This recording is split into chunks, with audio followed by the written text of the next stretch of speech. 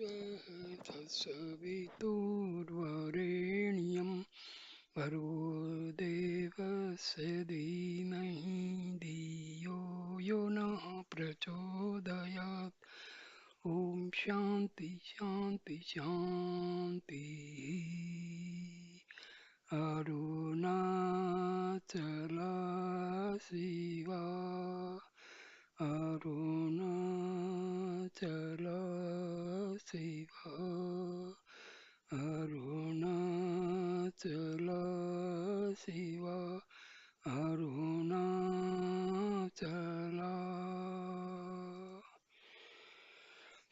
Namaskar, dear friends.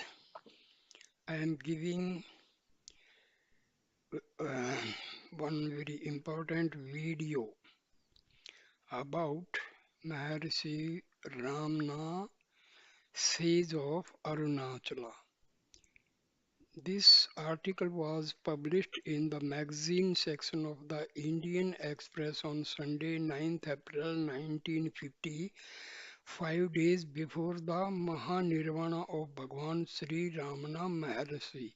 Therefore, this is a very, very important article. Tiruvannamalai, Arunachala in Sanskrit is one of the most sacred places of pilgrimage for Hindus as God is worshipped there in the form of light. Once a year, the holy beacon is lit on the top of the hill. Thousands of people go thither to see the light and adore it. But all through the year, the place has now become an international port of call for spirituality because of the presence there of Maharshi Ramana, a living flame of God realization. As a young lad in his teens, he came to Arunachala, and for more than half a century he has not moved from that place. The very name Arunachala served as an imperious call from the divine, and he simply obeyed the call.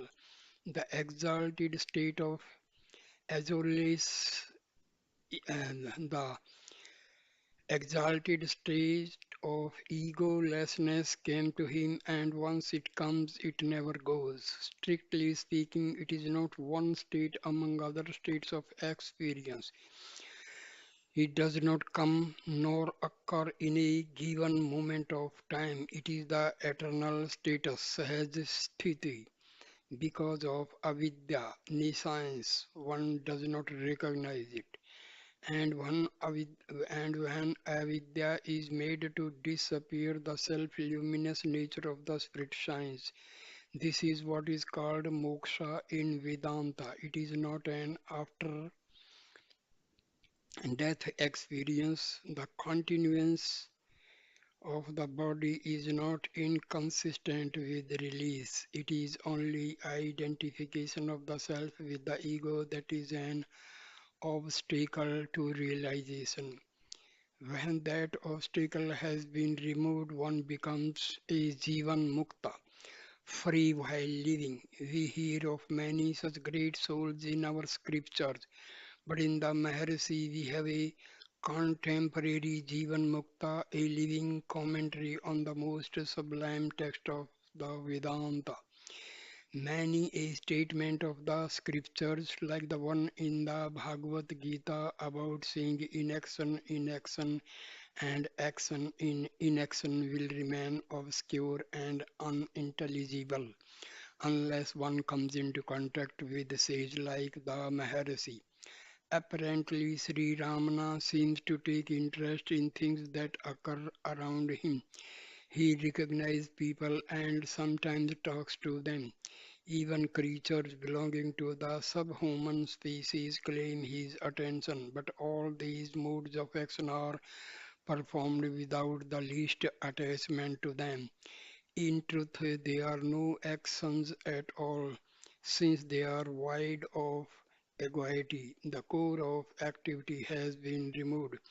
Only the shell remains, and that too only for us, the onlookers. Nothing seems to affect this rock of ages. He stands as a witness to all that happens far and near. The distinctions of high and low have no meaning for him.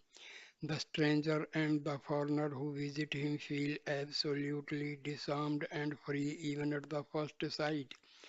One may be foreign to another or look strange, but how can one be alien to oneself? The Maharshi who has crossed the boundaries of individuality naturally and effortlessly feels, if we may use such a poor word, one with all. He looks upon all as the same, the high-born and the lowly of birth, the cow and the elephant, the dog and the dog-eater. These classifications may have meaning for us who are caught in the network of difference. To him who has seen the non-dual Brahma, which is Sama, the same, there is no plurality, no difference. Healer of the soul.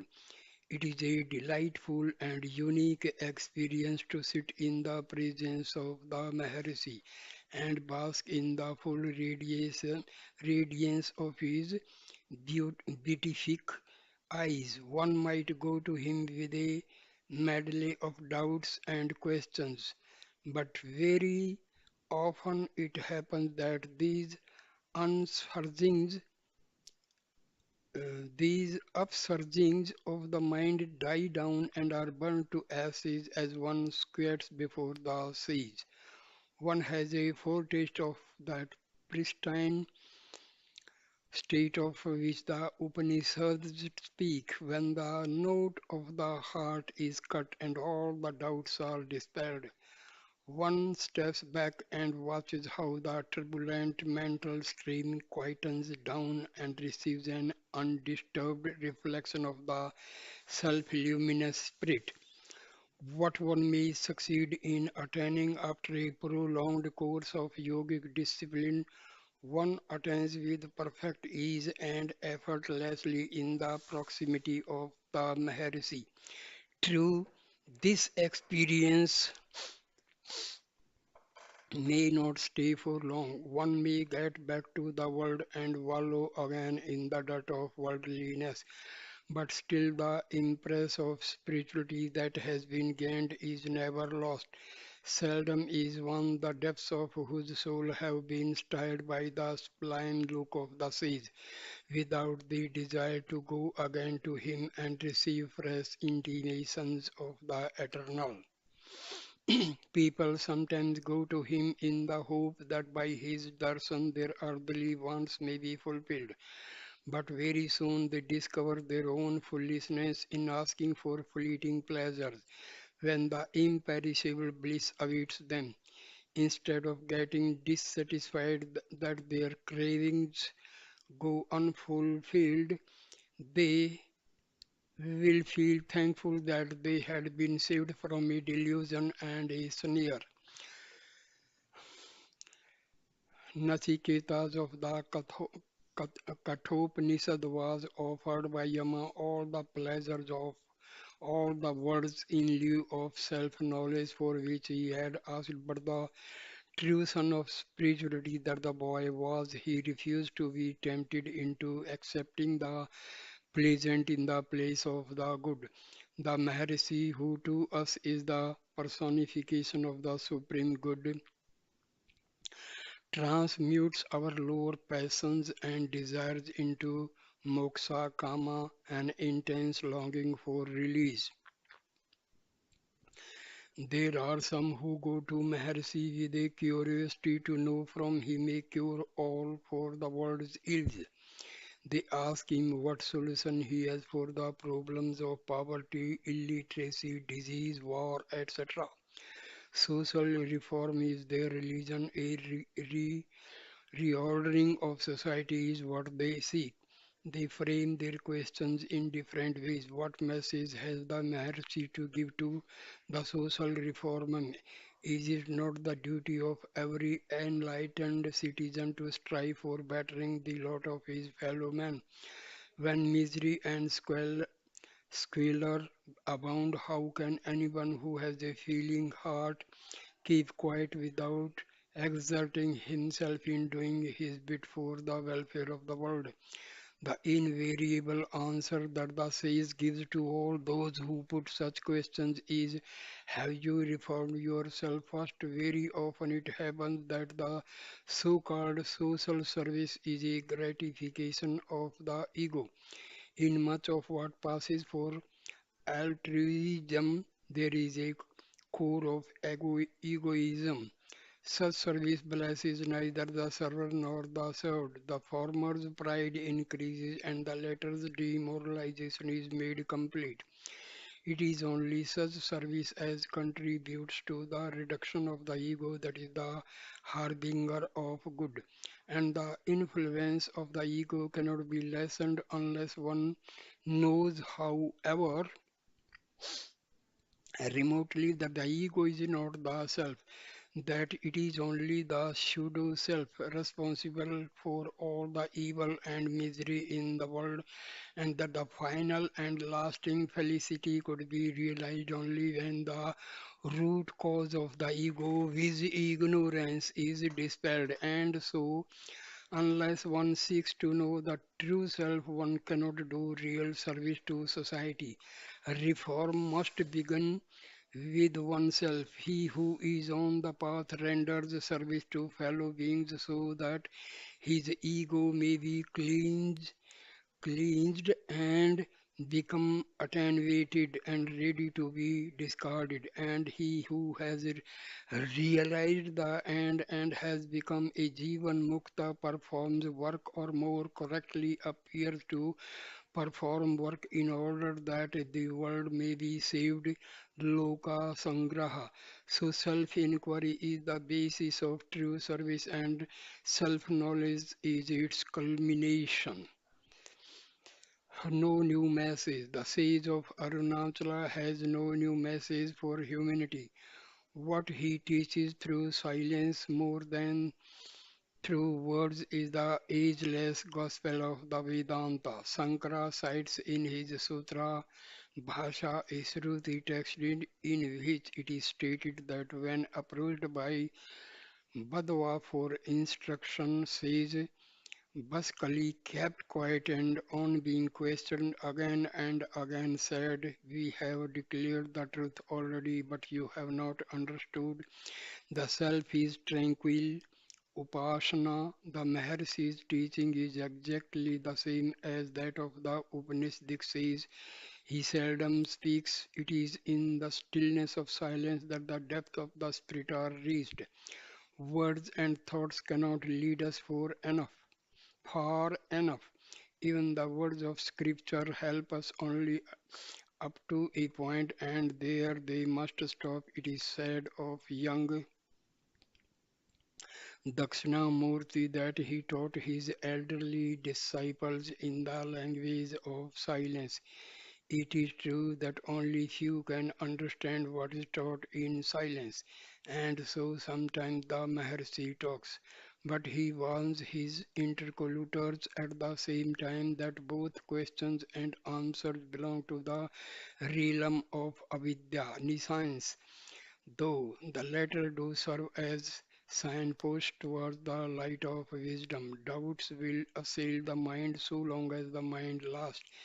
It is only when the eternal state of mindlessness, amani bhava, amani bhava, is realized that all doubts of the mind and questionings of the heart will roll away like mist before the rising sun. The Maharishi's teachings may be stated aphoristically thus: seek to know the self, and the knowledge will make you free. The Chandogya Upanishad records the story of Narada, master of many sciences and arts, going to Sanat Kumara and confessing that he was sorrow stricken. Though he was very learned, he knew that all his learning would be of no avail, and the self knowledge alone could save him. So he approached Sanat Kumara with the request to help him across the ocean of sorrow and received from him the wisdom about the true self. The supreme commandment of scriptures is know the self, Atma Anuvidhi. The Maharshi has said over and over again that Atma Vichara is the one sure and inescapable path for liberation or release. Other sadhanas may help in the process more or less remotely. It is jnana alone that is the direct means to moksha. Atma Vichara. This is essentially the view of Advaita Vedanta, and the reason for it is that moksha is the eternal nature of the self and not something which is to be newly acquired or accomplished. No operation either of the body or of mind brings about release. The ever free status of the self is not recognized because of ignorance which veils the true and projects the untrue. When this ignorance is removed, one realizes one's eternal nature as the non dual, unconditioned self. That which affects the removal of ignorance is wisdom, and what paves the way for wisdom is Atma Vichara.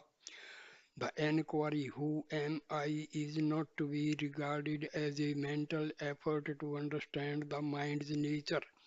Its main purpose is to focus the entire mind at its source. The source of the psychosis, psychosis I is the self.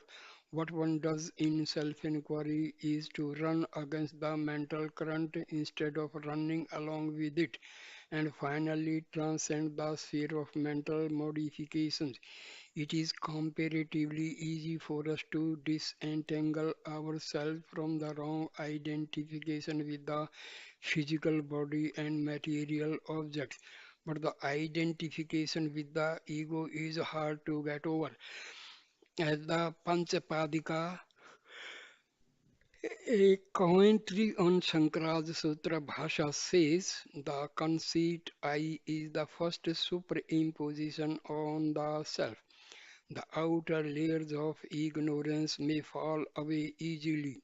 The last one, however, is difficult to tear.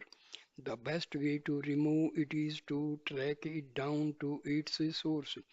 When there is awareness of the source, which is the self, the ego vanishes. And when the I has been crossed out through jnana, there is no more bondage and consequent sorrow. Moksha. The cessation or the non cessation of the body has nothing to do with release. The body may continue to exist and the world may continue to appear as in the case of the Maharshi.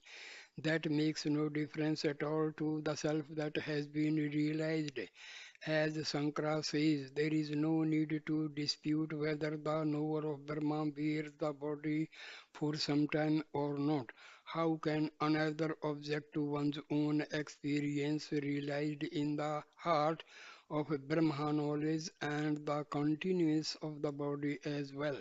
In truth, there is neither the body nor the world for him, there is only the self, the eternal existence, Sattva, the luminous intelligence, Chitta, the unexhalable bliss, Ananda. Such an experience is not entirely foreign to us. We have it in sleep, where we are conscious neither of the external world of things nor of the inner world of dreams. But that experience lies under the cover of ignorance. So it is that we come back to the fantasies of dream and the world of waking. Non-return to duality is possible only when nescience is removed. To make this possible, is the object of Vedanta, to inspire even the least of us with hope and help us out of the slough of despond is the purpose of such illustrious exemplars as the Maharishi. Sri Ramana's example is unique because he did not first read and then experience. Experience came to him first, and only later he found corroborative evidence in the scriptural text.